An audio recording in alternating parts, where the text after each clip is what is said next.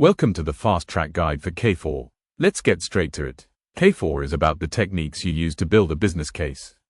A business case is your formal pitch to get a project funded. But you can't just ask for money, you have to prove it's a good investment. The techniques in K4 are how you gather that proof. This matters because it's the difference between saying, "I think we should do this," and saying, "Here is the evidence that proves we should do this."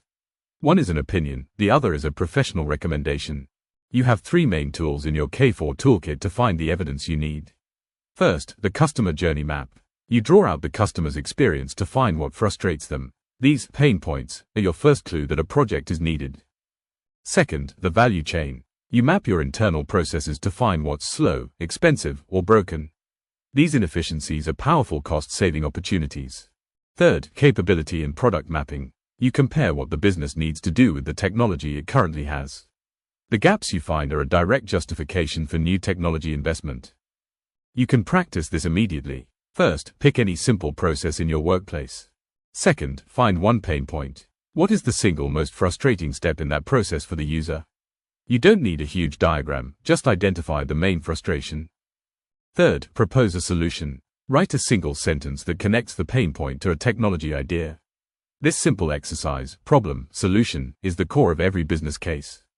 You are practicing the fundamental skill of justifying a project. Here is exactly how to evidence K4. For your portfolio, create a single page. At the top, put a simple journey map showing a process and a pain point. At the bottom, write the business case paragraph you practiced in the last step.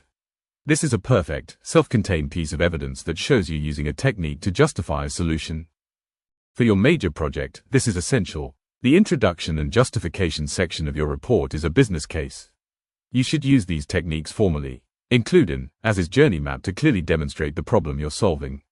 Use a capability map to show how your project is filling a strategic technology gap for your employer. This proves your project is not just a technical exercise, but a valuable business initiative.